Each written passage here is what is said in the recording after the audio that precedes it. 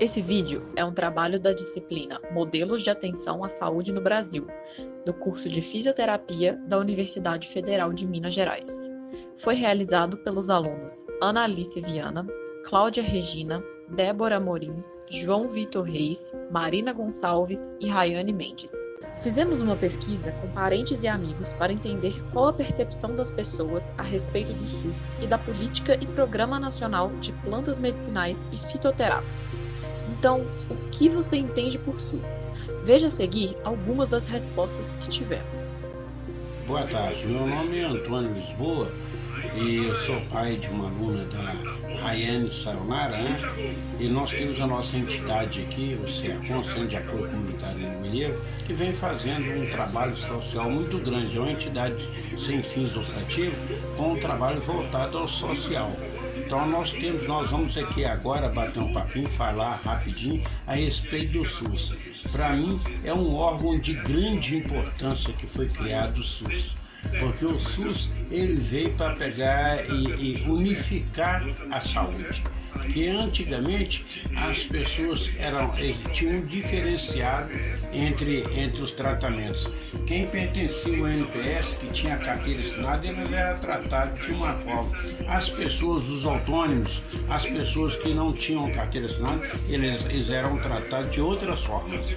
Então criaram-se esse órgão, o SUS. Então unificou, então trouxe a igualdade de tratamento da saúde, né? Então hoje todo mundo tem um tratamento igual. Então, mas acontece o seguinte, que o SUS, ele manda essas verbas de Brasília, né?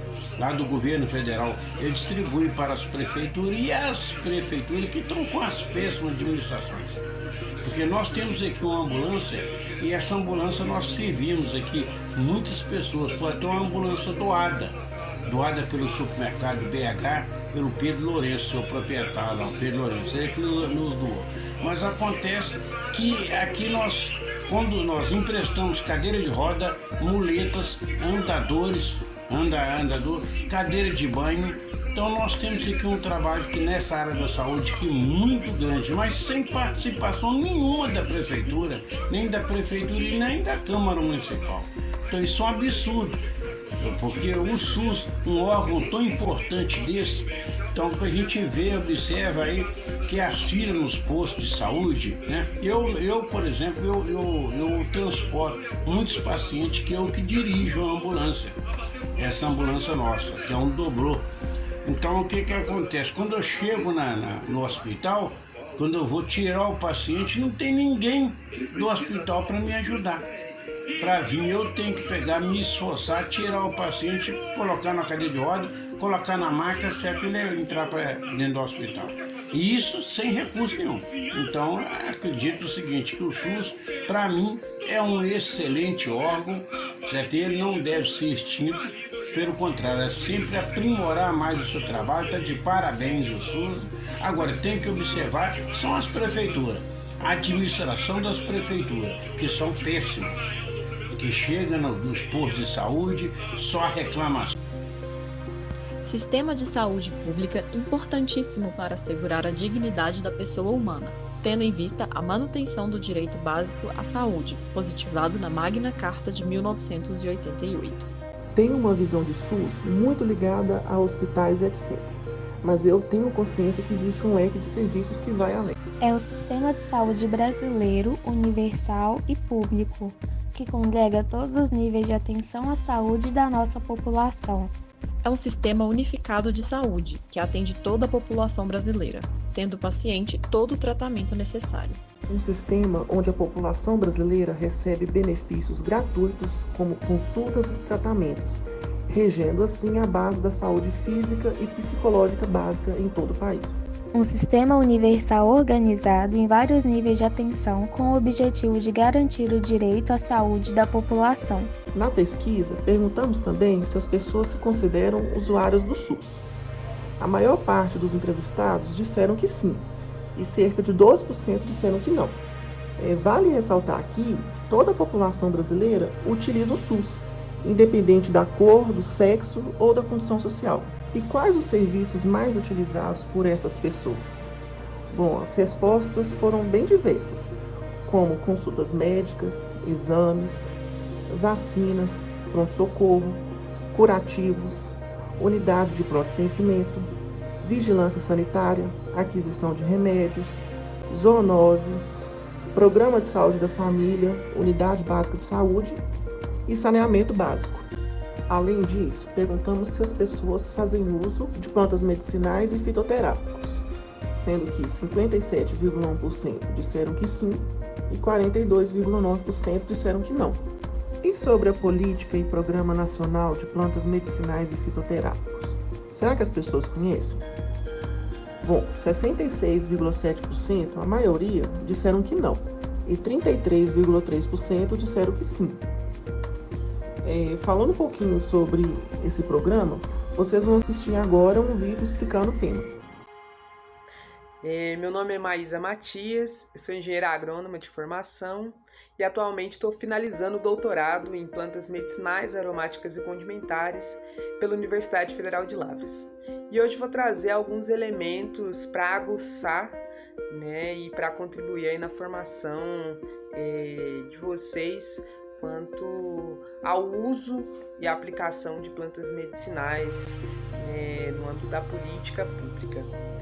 E aí, para isso, é importante, então, a gente entender o que é o Programa Nacional de Plantas Medicinais e Fitoterápicos e a Política Nacional de Plantas Medicinais e Fitoterápicos, que vai estabelecer em suas diretrizes ações que visam promover o desenvolvimento tecnológico, econômico, social, principalmente com a valorização dos saberes tradicionais e populares locais, com esse foco de estímulo ao complexo produtivo. E esse complexo produtivo, então, ele vai levar em consideração tanto a articulação das instituições públicas e privadas, a necessidade de mais fomentos em pesquisa, em extensão, tendo como base ali da cadeia produtiva a agricultura familiar, para poder estimular tanto a geração de renda como a geração de emprego. Então, de maneira em geral, a política nacional, essa política pública, ela vai instituir diretrizes, eixos e regulamentações que vai desde o cultivo da planta medicinal até o produto acabado, até o fitoterápico, seja ele tradicional ou não, de forma a garantir à população brasileira esse acesso seguro e o uso racional das plantas medicinais e fitoterápicos, promovendo esse uso sustentável da biodiversidade, esse desenvolvimento da cadeia produtiva e da indústria nacional. Beleza. Então muitas pessoas perguntam, mas o que é o fitoterápico?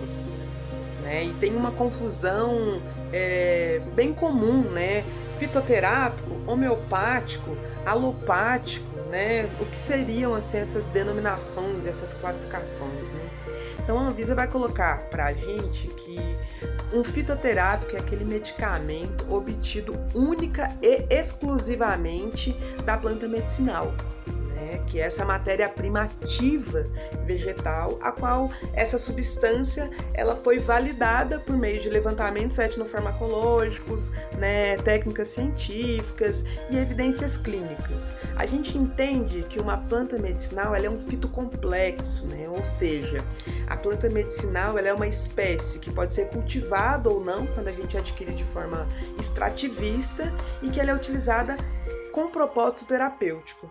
Então essa planta medicinal, que é considerada essa droga vegetal, que pode ser na forma íntegra ou nas rasuras, ela contém substância ou classes de substâncias que são responsáveis pela atividade terapêutica.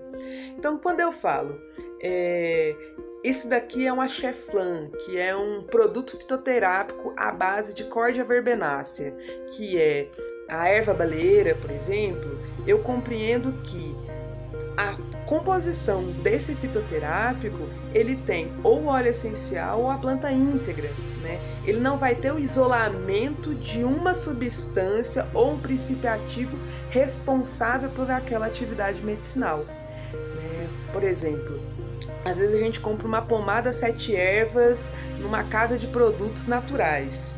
Essa pomada ela é um fitoterápico? Não. né? Não necessariamente, né? Depende.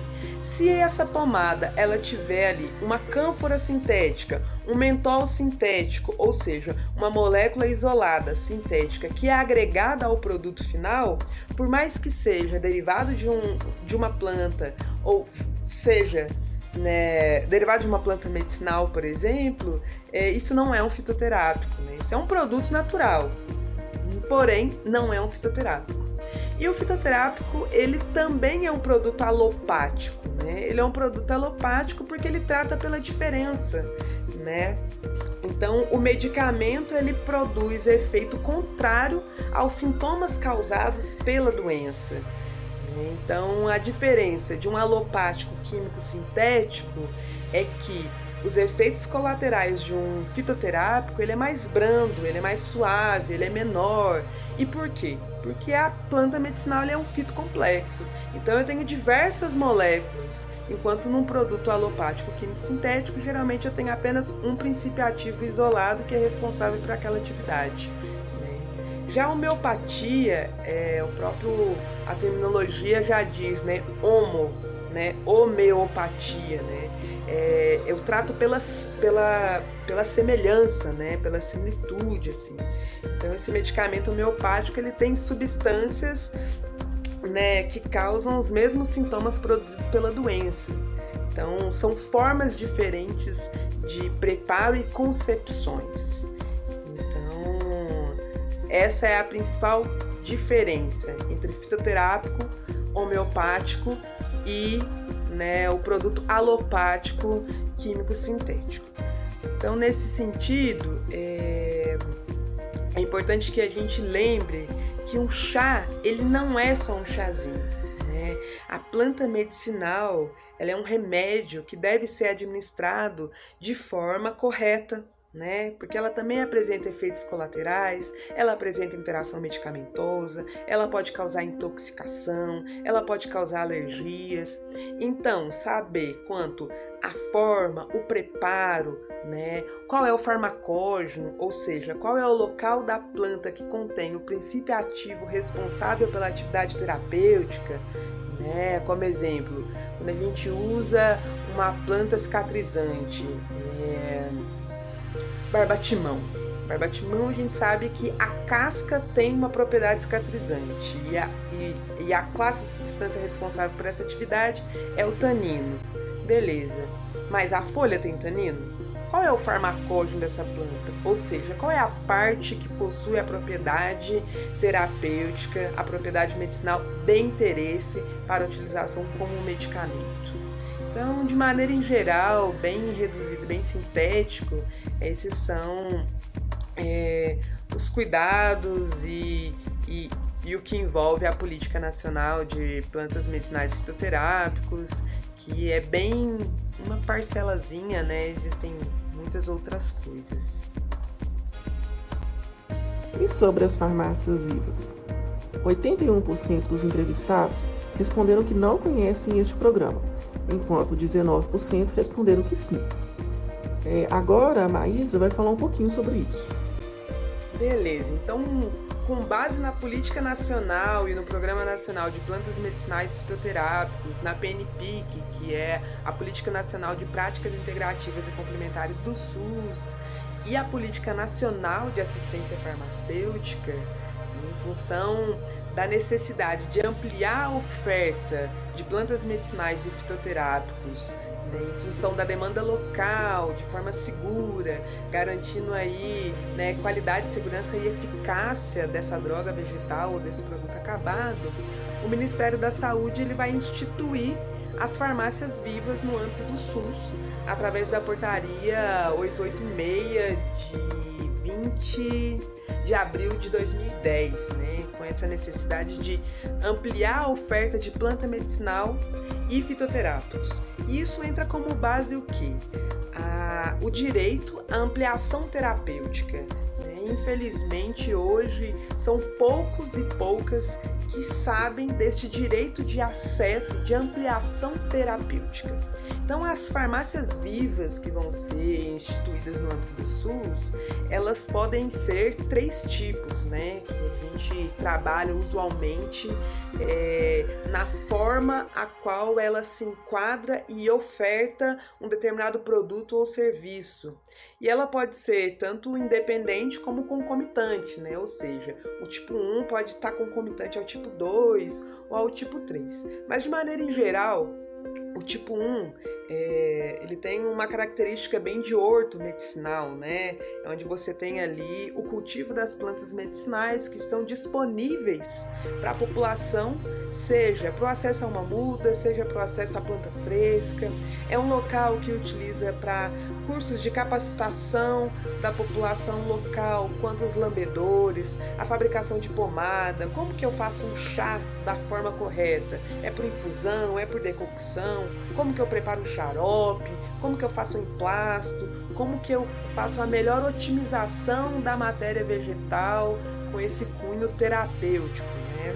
E essas oficinas de resgate aos seus saberes tradicionais, populares, essa conscientização ambiental e da biodiversidade nativa, né? Isso de maneira bem geral, né? Depois você vai ter o tipo 2, e aí esse tipo 2 ele já vai estar oferecendo fracionado ou rasurado ou encapsulado plantas medicinais na forma seca, né? E aí então você tem tipo 1, né, planta fresca, tipo 2, que pode ser planta fresca ou planta seca, essa concomitância, e depois você já tem o tipo 3, que é quando você tem o fornecimento do fitoterápico acabado, né?